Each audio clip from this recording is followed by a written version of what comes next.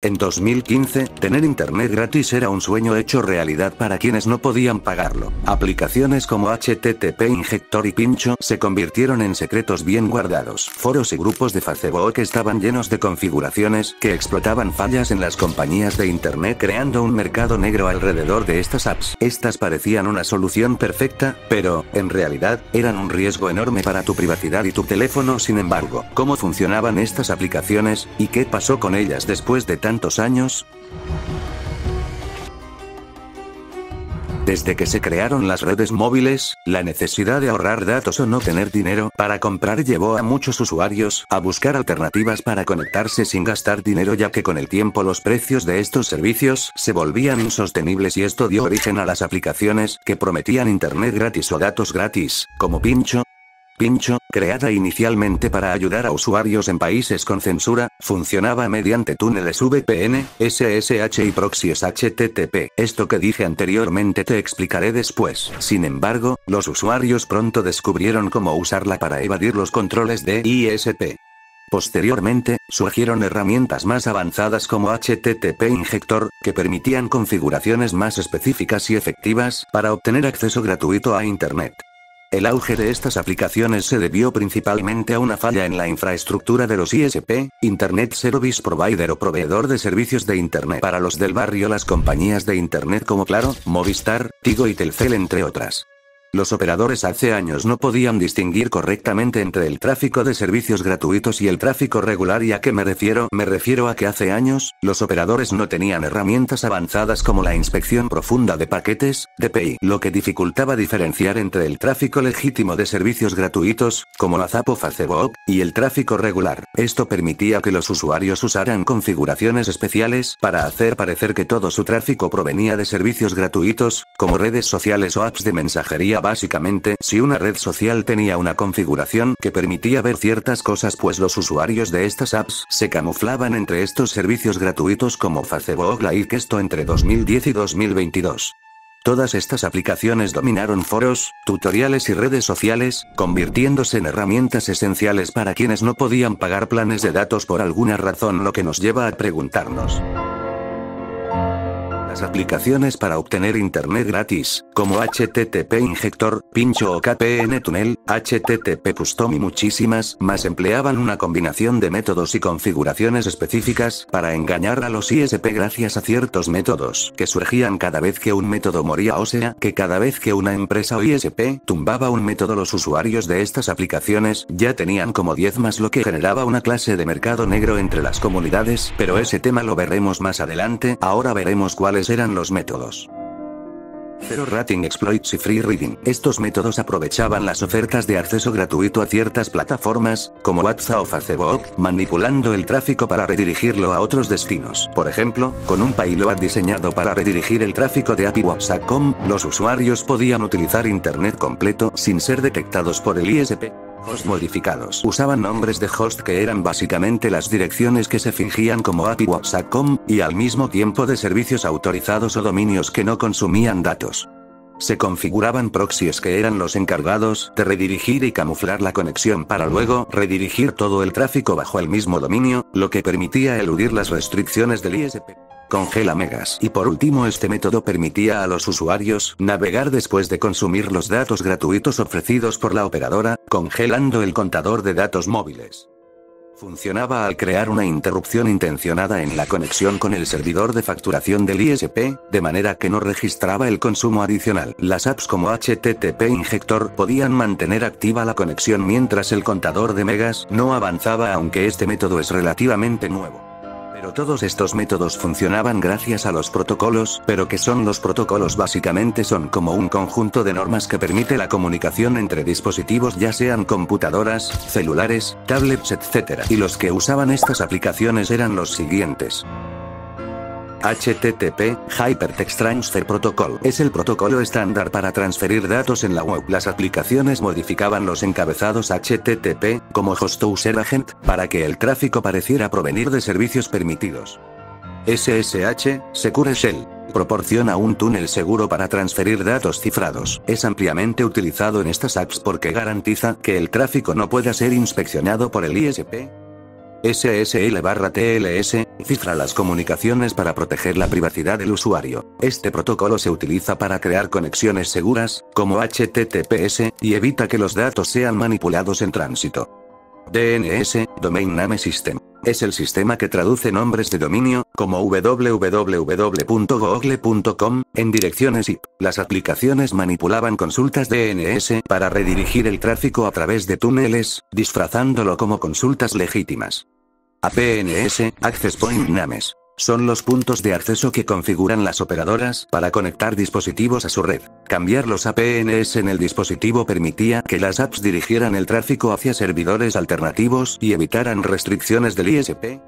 Y luego estaban los túneles, que eran conexiones seguras que permitían camuflar el tráfico de los usuarios. Los túneles SSH creaban una conexión cifrada con un servidor remoto, redirigiendo el tráfico para ocultar su verdadero origen y destino, evitando la inspección del ISP. Pero para poder configurar estas aplicaciones o archivos también eran necesarios los payloads, y el contexto de esto es que son conjunto de datos que se envían en el cuerpo de una solicitud o respuesta HTTP. Los payloads básicamente son comandos de carga dañina para inyectar a una red aprovechando sus vulnerabilidades. Se necesita de un host funcional que me reciba del otro lado y un puerto, y esto es una técnica que se utiliza para acceder a los recursos en un servidor web. El puerto 80 es el puerto estándar para HTTP, mientras que el puerto 443 es el estándar para HTTPS, entre muchos puertos más para cada protocolo. Pero hacer un payload para cada compañía no es nada fácil, sin embargo la pregunta es cómo se obtenían. Los usuarios podían crear sus propios payloads si tenían conocimientos técnicos, pero la mayoría dependía de lugares como Facebook o Telegram, que mayormente estaban llenos de configuraciones compartidas por otros usuarios, y en el auge de estas aplicaciones, habían grupos con hasta 20.000 usuarios. Y segundo, generadores de payloads, herramientas especializadas que facilitaban la creación de configuraciones personalizadas sin necesidad de entender todos los detalles técnicos. Y todo esto nos lleva a la configuración final. Los archivos como HC/EI eran esenciales para el funcionamiento de aplicaciones como HTTP Injector, HTTP Custom y KPN Tunnel, entre otras. Estos archivos actuaban como paquetes preconfigurados que contenían todos los parámetros necesarios para establecer una conexión. En lugar de que los usuarios configuraran manualmente parámetros complejos, estos archivos empaquetaban la información necesaria para conectarse. Esto incluía payloads, credenciales de servidores SSH, información como la IP, puerto, usuario y contraseña necesarios para establecer el túnel, como SSL/TLS.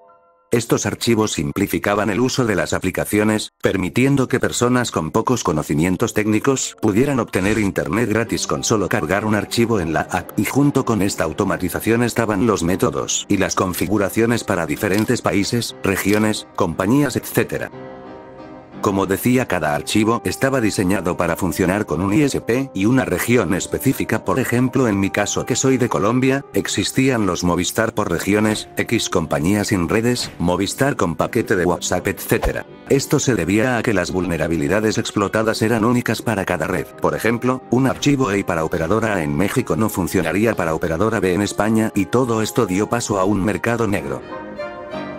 Al mismo tiempo, estos archivos también permitían proteger las configuraciones de los creadores. Al estar cifrados, los parámetros internos no podían ser modificados fácilmente, creando un mercado negro en el que algunos usuarios vendían estos archivos a cambio de dinero o intercambios. Por ejemplo, si tumbaban un método de cierta operadora, ya había gente vendiendo uno nuevo en redes sociales como Telegram, WhatsApp y Facebook. Lo mismo pasaba con las configuraciones de archivos. La gente mayormente agarraba las que daban gratis, las modificaban y las vendían por las redes sociales que mencioné antes, lo que generaba un mercado negro. Gracias a que todo esto no era legal de por sí, venderlo se volvía el doble de no legal, lo que generaba pues ciertas disputas por el, entre comillas, tráfico de configuraciones, métodos, aplicaciones, lo que mayormente generaba un sinfín de estafas y mucho más, lo que nos da paso a hablar de estas aplicaciones. No se salvaban de tener problemas, y aunque fueran innovadoras, estas mismas presentaban y presentan varios problemas significativos que afectan tanto al usuario como a los ISP. Uno de los principales problemas era el cifrado constante y las conexiones múltiples necesarias para mantener los túneles activos, lo que hacían que sobrecargan el procesador y la batería del celular. Esto genera calentamiento y puede reducir drásticamente la vida útil de tu teléfono, y junto con esto estaban las conexiones inestables, gracias a que las configuraciones suelen suelen depender de servidores gratuitos, que pueden estar saturados o caídos. Además, los ISP actualizan constantemente sus sistemas para bloquear estas prácticas, lo que hace que estas apps dejen de funcionar de un día para otro, o en el peor de los casos banear tu SIM card o hacer que las megas que recibía fueran muy bajas, lo cual hacía que prefieras no tener nada a tener esa velocidad de megas cuando te medio baneaban.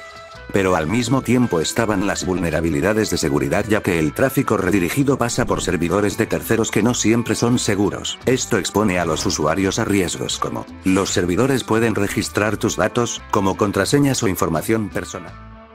Algunas configuraciones pueden incluir spyware o scripts maliciosos que infectan tu dispositivo.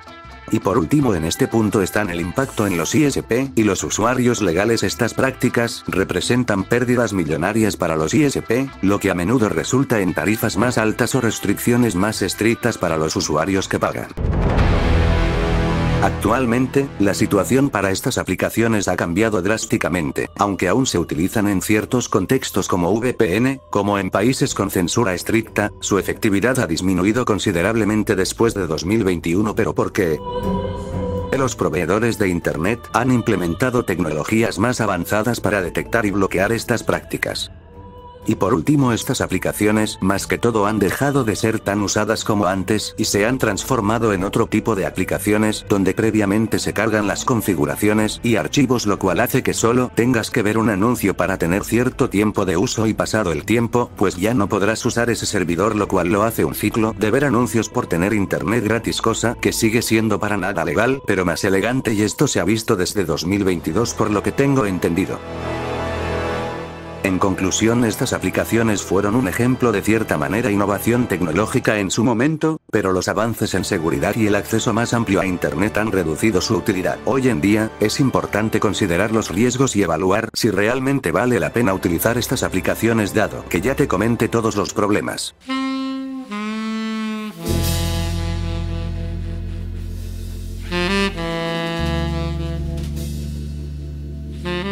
Antes de terminar, quiero enviarles un saludo a El Gato Misterioso y No Se Me Ocurre el Nombre Original. Gracias por comentar los videos.